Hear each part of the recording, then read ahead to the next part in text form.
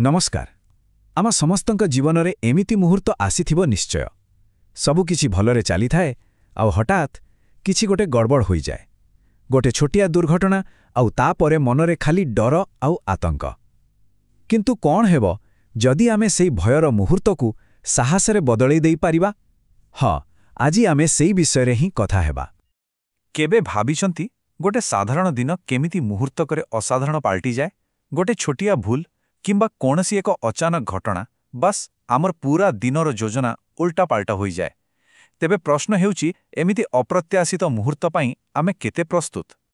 तेबे आसंतु आम दैनंदिन जीवन में घटुथिबा दुर्घटना विषय टिके जानिबा। एई जो अप्रत्याशित घटना गुड़िक सेगुड़िकु चिन्हिबा बहुत जरूरी। देखंतु, गोटे कथा आमकु मानिबाकु पड़िबो। दुर्घटना सेगुड़ा आम जीवनर गोटे साधारण टिके अप्रीतिकर अंश। एटा काहा सहित भी केतेबेले भी हेई पारे।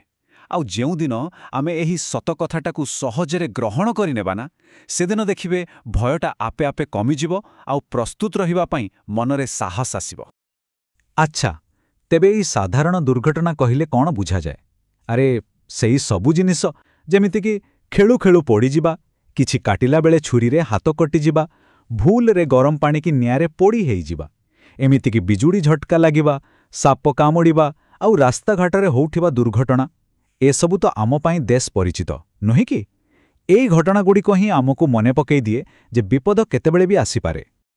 हौ, दुर्घटना तो घटिला, किंतु तापरे आमर प्रथम काम कौन हेबा दरकार? सबुठु गुरुत्वपूर्ण पदक्षेप किंतु शारीरिक नुहे बरং मानसिक। सेइटा होछि साहस आउ धैर्य। एही कथाटिकु टिके ध्यान देई सुनंतु। भयभीत न होई साहसर सहित साहाय्य करिबा आवश्यक। बस एही गोटिए लाइन रे पूरा सारांश रहिछि। देखंतु, जे कोनोसी जरूरी परिस्थिति रे आमर सबुठु बड़ अस्त्र हेउछि आमर शांत मन। कारण जदि आमे निजे ही डरी जिबा ताहले आउ काहाकु साहाय्य करिबा कोन संभव? केबे भी नहे। ठीक अछि, मनरे साहस आउ धैर्य तो रहिला, किंतु ताकु कामरे लागेबा केमती?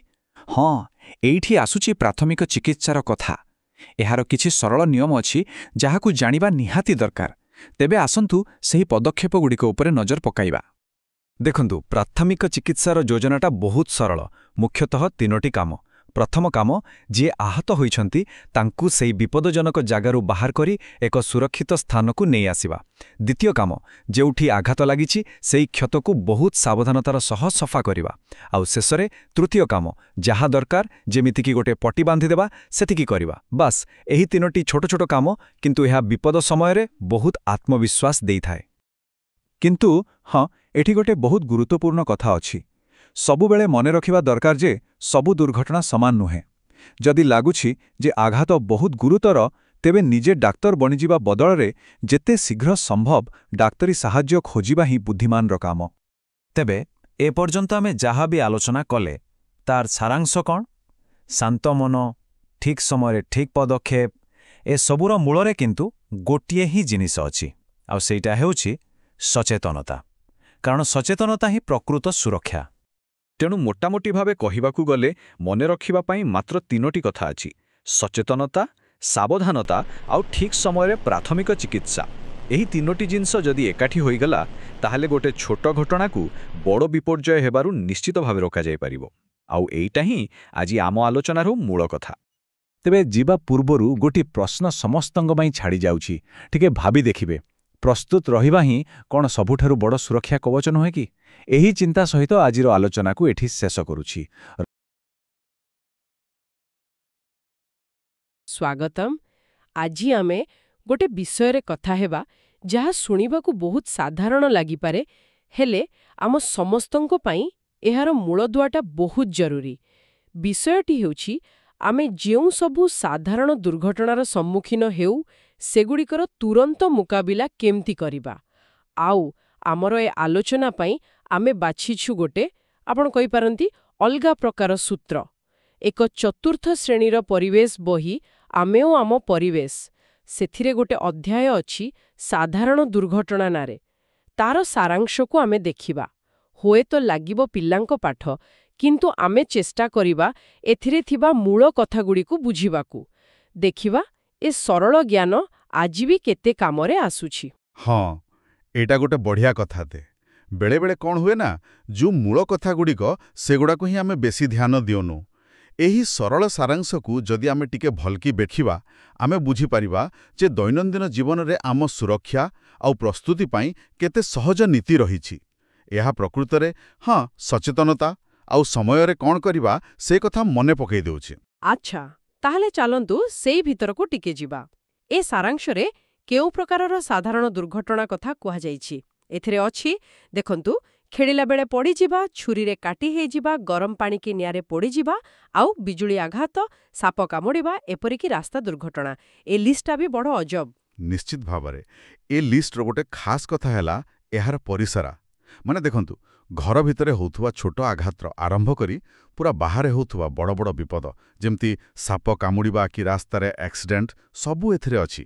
ଏଇଟା କ'ଣ ଦେଖାଉଛି ନା, ଦୁର୍ଘଟଣା ଅଲଗା ଅଲଗା ପ୍ରକାରର ହେଇପାରେ, କିନ୍ତୁ ସେ ସବୁ ପାଇଁ ଗୋଟେ ମୂଳ ପ୍ରସ୍ତୁତି ଆଉ ସଚେତନତା ଦରକାର। ଏମିତି ନୁହେଁ ଯେ କେବଳ ଗୋଟେ ନିର୍ଦ୍ଦିଷ୍ଟ ବିପଦ ପାଇଁ ଆମେ ସତର୍କ ରହିବା। ଗୋଟେ ସାଧାରଣ ଭାବେ ସତର୍କ ମନୋଭାବ ଦରକାର। ଆଉ ଏଇ ପ୍ରସ୍ତୁତିର ପ୍ରଥମ ପାହାଚ ଭାବରେ ସାରାଂଶଟା ଗୋଟେ ବଡ଼ କଥା ଉପରେ ଜୋର ଦଉଛି, ଭୟ ନ କରିବା। ଶୁଣିବାକୁ ସହଜ ଲାଗୁଛି, କିନ୍ତୁ ଏମିତି ଗୋଟେ ଜରୁରୀ ପରିସ୍ଥିତିରେ ନ ଡରି ରହିବାଟା ପ୍ରକୃତିରେ ଏତେ ମହତ୍ତ୍ୱପୂର୍ଣ୍ଣ କାହିଁକି? ଏଇଟା ଖାଲି ଉପଦେଶ ନୁହେଁ, ବୁଝିଲେ? ଏଇଟା ହେଲେ ଠିକ୍ ଭାବେ କାମ କରିବାର ମୂଳଦୁଆ। ଯେତେବେଳେ ଆମେ ଡରିଯାଉ, ଆମ ଦେହଟା ପୁରା ଫାଇଟ୍ ଅର୍ ଫ୍ଲାଇଟ୍ ମୋଡ୍କୁ ଚାଲିଯାଏ। ସେତେବେଳେ ଆମେ ଠିକ୍ସେ ଭାବିପାରୁନୁ, ହୁଏତ କିଛି ବି କରିପାରୁନୁ, ପୁରା ଜଡ଼ ପାଲଟିଯାଉ, ନହେଲେ ଭୁଲ କାମ କରି ପକଉ। ସାରାଂଶରେ ଯେଉଁ କହିଛି ସାହସର ସହିତ ପ୍ରାଥମିକ ସାହାଯ୍ୟ ଦେବାକୁ, ତାର ଅର୍ଥ ସେଇଆ, ଶାନ୍ତ ରହିବା, ସ୍ଥିର ରହିବା। ଶାନ୍ତ ରହିଲେ ଆମେ ଦେଖିପାରିବା ପରିସ୍ଥିତିଟା କ'ଣ ଆଗ କରିବା ଦରକାର, ଆଉ ସେଇ ଅନୁସାରେ କାମ କରିପାରିବା। ଡରିଗଲେ ତ କଥାଟା ଉଲ୍ଟା, ଆହୁରି ବିଗିଡ଼ି ଯାଇପାରେ। ଏଇଟା ଗୋଟେ ବହୁତ ଗୁରୁତ୍ୱପୂର୍ଣ୍ଣ କଥା। ତେବେ ମନକୁ ଶାନ୍ତ ରଖିଲୁ, ତାପରେ କ'ଣ କରିବା କଥା? ସାରାଂଶରେ କିଛି ନିର୍ଦ୍ଦିଷ୍ଟ ପ୍ରାଥମିକ ଚିକିତ୍ସା କାମର ଗୋଟେ କ୍ରମ ଦିଆଯାଇଛି ବୋଧେ? ଦିଆଯାଇଛି, ଆଉ ସେଇ କ୍ରମଟା ବି ବହୁତ ଯୁକ୍ତିଯୁକ୍ତ।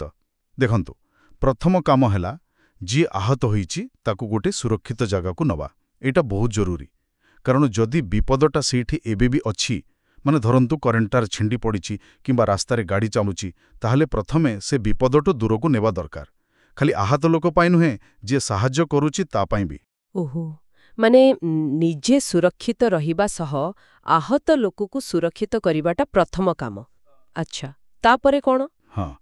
ସୁରକ୍ଷିତ ଜାଗାକୁ ନେଲା ପରେ ଦ୍ୱିତୀୟ କାମ ହେଲା ଆଘାତ ଜାଗାଟାକୁ ସଫା କରିବା। ଏମିତି କଲେ ସଂକ୍ରମଣର ଭୟ କମିଯାଏ। ଗୋଟେ ସାମାନ୍ୟ କ୍ଷତ ବି ଯଦି ଇନଫେକ୍ସନ୍ ହେଇଗଲା, ତାହେଲେ ସେଟା ବଡ଼ ରୂପ ନେଇପାରେ। ତେଣୁ ସଫା ପାଣିରେ ହଉ କି ଆଣ୍ଟିସେପ୍ଟିକ୍ରେ ହଉ ଧୀରେ ଧୀରେ ସଫା କରିବା ଦରକାର। ତାପରେ ଯାଇ ତୃତୀୟ କାମ ହେଲା, ଯେମିତି ଦରକାର ସେମିତି ପଟି ବାନ୍ଧିବା କିମ୍ବା ଆଉ ଯାହା ସାହାଯ୍ୟ ଦରକାର ଦେବା। ଏଇଟା ରକ୍ତ ବନ୍ଦ କରିବ, ଖଣ୍ଡିଆ ଜାଗାକୁ ସୁରକ୍ଷିତ ରଖିବ, ଆଉ ଯନ୍ତ୍ରଣା ବି କମାଇବାରେ ସାହାଯ୍ୟ କରିବ। ତେଣୁ କ୍ରମଟା ହେଲା ସୁରକ୍ଷା, ସଫାସୁତରା, ଆଉ ତାପରେ ତୁରନ୍ତ ଚିକିତ୍ସା। ବାଃ, ଏ କ୍ରମଟା ସୁରକ୍ଷା, ସଫାସୁତରା, ସାହାଯ୍ୟ, ଏଇଟା ପୁରା ପ୍ରାଥମିକ ଚିକିତ୍ସାର ଗୋଟେ ସାଧାରଣ ନୀତି ଭଳି ଲାଗୁଛି। କିନ୍ତୁ ସବୁ ଦୁର୍ଘଟଣା ତ ସମାନ ନୁହେଁ ନା? ସାରାଂଶରେ ଏ କଥା ବି ଅଛି ଯେ ବେଶୀ ଗୁରୁତର ହେଲେ ଶୀଘ୍ର ଡାକ୍ତରଙ୍କ ପାଖକୁ ନେଇଯିବା ଦରକାର। ଏ ଯେଉଁ ପାର୍ଥକ୍ୟଟା, ମାନେ କେତେବେଳେ ନିଜେ କରିହେବ ଆଉ କେତେବେଳେ ଡାକ୍ତର ଦରକାର, ଏଇଟା ଚିହ୍ନିବା କେତେ ଜରୁରୀ? ଏଇଟା ବହୁତ ଜରୁରୀ। ପ୍ରାଥମିକ ଚିକିତ୍ସା ମାନେ ନୁହେଁ ଯେ ଆମେ ସବୁ ଠିକ୍ କରିଦେବା। ଏହାର ଅର୍ଥ ହେଲା ତୁରନ୍ତ ପ୍ରଥମ ସାହାଯ୍ୟଟା ଦେବା, ଯାହା ପରିସ୍ଥିତିକୁ ଆହୁରି ଖରାପ ହେବାକୁ ଦେବନି, ଆଉ ଡାକ୍ତରୀ ସାହାଯ୍ୟ ମିଳିବା ଯାଏଁ ଆହତ ଲୋକକୁ ଟିକେ ସ୍ଥିର ରଖିବ। ନିଜର ସୀମା କେତେ ସେଇଟା ଜାଣିବା, ଆଉ କେତେବେଳେ ବିଶେଷଜ୍ଞଙ୍କ ସାହାଯ୍ୟ ନିହାତି ଦରକାର ସେଇଟା ବୁଝିବା, ଏଇଟା ବି ପ୍ରାଥମିକ ଚିକିତ୍ସା ଜ୍ଞାନର ଗୋଟେ ବଡ଼ ଅଂଶ। ସାରାଂଶରେ ଯେଉଁ ଶୀଘ୍ରତାରେ ଶବ୍ଦଟା ଅଛି, ସେଇଟା ବହୁତ ଗୁରୁତ୍ୱପୂର୍ଣ୍ଣ। ବଡ଼ ଆଘାତ, ବେଶୀ ରକ୍ତ ଯିବା, ଚେତା ବୁଡ଼ିଯିବା, ନିଶ୍ୱାସ ନେବାରେ କଷ୍ଟ ହେବା, ସାପ କାମୁଡ଼ିବା, ଏସବୁ କ୍ଷେତ୍ରରେ ପ୍ରାଥମିକ ସାହାଯ୍ୟ ଦେବା ସାଙ୍ଗେ ସାଙ୍ଗେ ଯେତେ ଜଲ୍ଦି ହେବ ଡାକ୍ତରଖାନା ନେଇଯିବାଟା ଜୀବନ ବଞ୍ଚେଇ ଦେଇପାରେ। ଟିକେ ବିଳମ୍ବ କଲେ ବହୁତ କ୍ଷତି ହୋଇପାରେ। ଏଇଟା ସ୍ପଷ୍ଟ ହେଇଗଲା ଯେ ପ୍ରାଥମିକ ଚିକିତ୍ସା ପୁରା ଚିକିତ୍ସା ନୁହେଁ, ଏଇଟା ଗୋଟେ ଜରୁରୀ ପ୍ରଥମ ପଦକ୍ଷେପ ଆଉ ଡାକ୍ତରୀ ସାହାଯ୍ୟ ପାଇଁ ଗୋଟେ ବ୍ରିଜ୍ ଭଳି। ତେବେ ଯଦି ଆମେ ପୁରା ସାରାଂଶଟାକୁ ଦେଖିବା, ଏହାର ମୁଖ୍ୟ ବାର୍ତ୍ତା ବା ଶିକ୍ଷା କ'ଣ ବୋଲି କହିବା? ମୋତେ ଲାଗୁଛି ମୁଖ୍ୟ କଥାଟା ସାରାଂଶର ଶେଷ ବାକ୍ୟରେ ବହୁତ ସୁନ୍ଦର ଭାବେ ଅଛି। ସଚେତନତା, ସାବଧାନତା ଓ ସମୟୋପଯୋଗୀ ପ୍ରାଥମିକ ସହାୟତା ଦ୍ୱାରା ଆମେ ବଡ଼ ବିପଦରୁ ମୁକ୍ତି ପାଇପାରିବା। ଏଠି ଦେଖନ୍ତୁ 3ଟା ମୁଖ୍ୟ ଶବ୍ଦ ଅଛି: ସଚେତନତା, ସାବଧାନତା ଆଉ ସମୟୋପଯୋଗୀ ପ୍ରାଥମିକ ସହାୟତା। ଏଟା ଖାଲି ଦୁର୍ଘଟଣା ହେଲା ପରେ କ'ଣ କରିବା ସେଇ ବିଷୟରେ ନୁହେଁ, ଏଟା ଗୋଟେ ସାମଗ୍ରିକ ସୁରକ୍ଷା କଥା କହୁଛି। ଏଇଟାକୁ ଟିକେ ବୁଝେଇ କହିବେ? ସଚେତନତା କହିଲେ ଏଠି କ'ଣ ବୁଝାପଡ଼ୁଛି? ହଁ, ସଚେତନତା ମାନେ ଏଠି 2 ପ୍ରକାରର। ଗୋଟେ ହେଲା ଆମ ଚାରିପାଖରେ କ'ଣ ସବୁ ବିପଦ ରହିଛି ସେ ବିଷୟରେ ଜାଣିବା। ଯେମିତି ଘରେ ଧାରୁଆ ଜିନିଷ, ଗରମ ଜିନିଷ, କରେଣ୍ଟ ଜିନିଷ, ବାହାରେ ଖେଳିଲା ବେଳେ ଖାଲଡିପ ଜାଗା, ରାସ୍ତାରେ ଗାଡ଼ି ମୋଟର, ଏସବୁ। ଆଉ ଦ୍ୱିତୀୟ ହେଲା କେଉଁ ପ୍ରକାରର ଦୁର୍ଘଟଣା ହେଇପାରେ ଆଉ ସେଥିପାଇଁ କି ପ୍ରକାରର ପ୍ରାଥମିକ ସାହାଯ୍ୟ ଦରକାର ସେ ବିଷୟରେ ମୋଟାମୋଟି ଜ୍ଞାନ ରହିବା। ଏ ଜ୍ଞାନଟା ହିଁ ଆମକୁ ଆଗକୁ କ'ଣ କରିବାକୁ ହବ ସେଥିପାଇଁ ପ୍ରସ୍ତୁତ କରାଏ। ଆଚ୍ଛା, ଆଉ ସାବଧାନତା? ଏଇଟା ସଚେତନତା ଠାରୁ କେମିତି ଅଲଗା? ଦେଖନ୍ତୁ, ସଚେତନତା ଯଦି ହେଲା ଜାଣିବା, ତାହେଲେ ସାବଧାନତା ହେଲା ସେଇ ଜାଣିବା କଥାକୁ କାମରେ ଲଗେଇ ବିପଦକୁ ଏଡ଼େଇବା ପାଇଁ ଚେଷ୍ଟା କରିବା। ଏଟା ଗୋଟେ ସକ୍ରିୟ କାମ। ମାନେ ଯଦି ଆମେ ଜାଣିଛେ ଯେ ଭଙ୍ଗା କାଚରେ ଗୋଡ଼ କଟିବ, ତାହେଲେ ସାବଧାନତା ହେଲା ସେ କାଚକୁ ସଫା କରିଦେବା କିମ୍ବା ତା ପାଖକୁ ନ ଯିବା। ରାସ୍ତା ପାର ହେଲାବେଳେ 2 ପଟକୁ ଦେଖିବା, କରେଣ୍ଟ ଜିନିଷ ଛୁଇଁଲା ବେଳେ ସତର୍କ ରହିବା, ପିଲାମାନେ ଖେଳିଲା ବେଳେ ତାଙ୍କ ଉପରେ ନଜର ପକାଇବା, ଏସବୁ ହେଲା ସାବଧାନତା। ଏଟା ମୁଖ୍ୟତଃ ଦୁର୍ଘଟଣାକୁ ରୋକିବା ସହ ଜଡ଼ିତ। ବୁଝିଲି। ଆଉ ଶେଷରେ ସମୟୋପଯୋଗୀ ପ୍ରାଥମିକ ସହାୟତା। ଏଇଟା ହେଲା ପ୍ରତିକ୍ରିୟା। ହଁ, ଯେତେ ସାବଧାନ ହେଲେ ବି ଦୁର୍ଘଟଣା ତ ହେଇପାରେ। ସେତେବେଳେ ଠିକ୍ ସମୟରେ ଠିକ୍ କାମଟା କରିବା, ଯାହା ଆମେ ଆଗରୁ କହୁଥିଲୁ। ମାନେ ଶାନ୍ତ ରହିବା, ସୁରକ୍ଷିତ କରିବା, ସଫା କରିବା, ସାହାଯ୍ୟ ଦେବା ଆଉ ଦରକାର ପଡ଼ିଲେ ଡାକ୍ତର ପାଖକୁ ନେବା। ସେଇଟା ହିଁ ସମୟୋପଯୋଗୀ ପ୍ରାଥମିକ ସହାୟତା। ତେଣୁ ଏଇ 3ଟେ ସାଙ୍ଗ ସଚେତନତା, ସାବଧାନତା ଆଉ ସମୟୋପଯୋଗୀ ପ୍ରାଥମିକ ସହାୟତା ମିଶିକି ଗୋଟେ ସୁରକ୍ଷା ଚକ୍ର ତିଆରି କରୁଛନ୍ତି। ଆଉ ଏଇ ଚକ୍ରଟା ହିଁ ଆମକୁ ବଡ଼ ବିପଦରୁ ମୁକ୍ତି ଦେଇପାରିବ ବୋଲି ଆମର ସାରାଂଶଟା କହୁଛି। ବାଃ, ଏହା ପ୍ରକୃତରେ ଗୋଟେ ଛୋଟ ପାଠ୍ୟରୁ ଏତେ ଗଭୀର ଆଉ ସାମଗ୍ରିକ କଥା ବାହାରିଲା। ଏହା ଖାଲି କିଛି ନିୟମ ନୁହେଁ, ଏକ ପ୍ରକାର ସୁରକ୍ଷା ସଂସ୍କୃତି କେମିତି ଗଢ଼ାଯିବ ତାର ରାସ୍ତା ଦେଖଉଛି। ଯଦିଓ ଏଇଟା 4ର୍ଥ ଶ୍ରେଣୀ ପିଲାଙ୍କ ପାଇଁ, ଏଥିରେ ଯୋଉ ମୂଳ ନୀତି ଅଛି ସେଗୁଡ଼ାକ ତ ସବୁ ବୟସର ଲୋକଙ୍କ ପାଇଁ ସମାନ ଭାବରେ ଲାଗୁ ହବ। ଏକଦମ ଠିକ୍। ବରଂ ମୁଁ କହିବି, ବୟସ ବଢ଼ିବା ସାଙ୍ଗେ ସାଙ୍ଗେ ଏଇ ନୀତିଗୁଡ଼ିକର ଗୁରୁତ୍ୱ ଆହୁରି ବଢ଼ିଯାଏ। କାରଣ ଆମେ ଆହୁରି ଜଟିଳ ପରିସ୍ଥିତିର ସାମ୍ନା କରୁ। ଏଇ ମୂଳ ଜ୍ଞାନକୁ ମନେ ରଖିବା ଆଉ ଅଭ୍ୟାସ କରିବା ଦ୍ୱାରା ଆମେ ଖାଲି ନିଜକୁ ନୁହେଁ, ଆମ ଆଖପାଖର ଲୋକଙ୍କୁ ବି ସୁରକ୍ଷିତ ରଖିବାରେ ସାହାଯ୍ୟ କରିପାରିବା। ଶାନ୍ତ ରହିବା, ଭାବିଚିନ୍ତି କାମ କରିବା, ମୂଳ ସାହାଯ୍ୟଟା ଦେବା ଆଉ କେତେବେଳେ ଅଧିକ ସାହାଯ୍ୟ ଦରକାର ସେଇଟା ଜାଣିବା, ଏଗୁଡ଼ାକ ଖାଲି ଦୁର୍ଘଟଣା ପାଇଁ ନୁହେଁ, ଜୀବନରେ ଆହୁରି ଅନେକ କଷ୍ଟ ପରିସ୍ଥିତି ପାଇଁ ବି କାମରେ ଆସିବ। ହଁ, ଠିକ୍ କହିଲେ। ଏହା ଖାଲି ଦେହର ସୁରକ୍ଷା କଥା ନୁହେଁ, ଏକ ପ୍ରକାର ମାନସିକ ପ୍ରସ୍ତୁତି ଆଉ ସମସ୍ୟା ସମାଧାନ କରିବାର ଦକ୍ଷତା କଥା ବି କହୁଛି। ବାଃ, ଏ ଛୋଟ ପାଠ ଭିତରେ ତ ବହୁତ କିଛି ଅଛି। ଏ ଆଲୋଚନା ଦେଖେଇଲା ଯେ ସାଧାରଣ ଜିନିଷରେ ବି କେତେ ଗଭୀର କଥା ଥାଇପାରେ। ନିଶ୍ଚୟ। ଏଇଟା ଦେଖଉଛି ଯେ ଜ୍ଞାନର ମୂଲ୍ୟ ସେଟା କେତେ କଠିନ ସେଥିରେ ନାହିଁ, ବରଂ ସେଟା କେତେ କାମରେ ଆସୁଛି ଆଉ କେମିତି ଆମେ ତାକୁ ବ୍ୟବହାର କରୁଛୁ ସେଥିରେ ଅଛି। ଗୋଟେ ଛୋଟ ପିଲାର ବହିରୁ ମିଳୁଥିବା ଏହି ଶିକ୍ଷା ଆମ ସମସ୍ତଙ୍କର ଦୈନନ୍ଦିନ ଜୀବନରେ ସୁରକ୍ଷାକୁ ଆମେ କେମିତି ଦେଖୁଛୁ ତାକୁ ପ୍ରଭାବିତ କରିପାରେ। ଆଚ୍ଛା, ଆମେ ଏଇ ଆଲୋଚନାର ଶେଷ ଆଡ଼କୁ ଆସିଲେନି। ଏଠି ଗୋଟେ ପ୍ରଶ୍ନ ମନକୁ ଆସୁଛି, ଯାହା ଆମେ ଭାବିବା କଥା। ଆମେ ମୁଖ୍ୟତଃ ଦୁର୍ଘଟଣା ହେଲା ପରେ କ'ଣ କରିବା, ମାନେ ପ୍ରତିକ୍ରିୟା, ଆଉ କେମିତି ସଚେତନ ଓ ସାବଧାନ ରହିବା, ମାନେ ପ୍ରତିରୋଧ, ସେ ବିଷୟରେ କଥା ହେଲେ, ଯାହା ସାରାଂଶରେ ଅଛି। କିନ୍ତୁ ଯଦି ଆମେ ଆଉ ଗୋଟେ ପାଦ ଆଗକୁ ଯିବା ଆଉ ଏ ଯୋଉ ସାଧାରଣ ଦୁର୍ଘଟଣା, ଏଗୁଡ଼ାକର ମୂଳ କାରଣ କ'ଣ, ସେଗୁଡ଼ାକ ଆହୁରି ଭଲ ଭାବେ ବୁଝିବାକୁ ଚେଷ୍ଟା କରିବା।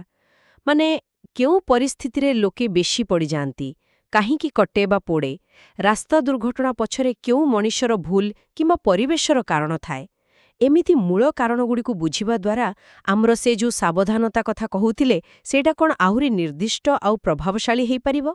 ଖାଲି ସାଧାରଣ ଭାବେ ସତର୍କ ନ ରହି କ'ଣ ଗୋଟେ ଭଲ ପ୍ରତିରୋଧକ ରଣନୀତି ତିଆରି କରିହବ? ବହୁତ ଭଲ ପ୍ରଶ୍ନଟିଏ। ହଁ, ନିଶ୍ଚିତ ଭାବରେ। କାରଣଟାକୁ ବୁଝିଲେ ପ୍ରତିରୋଧଟା ବହୁତ ଶକ୍ତିଶାଳୀ ହେଇଯିବ।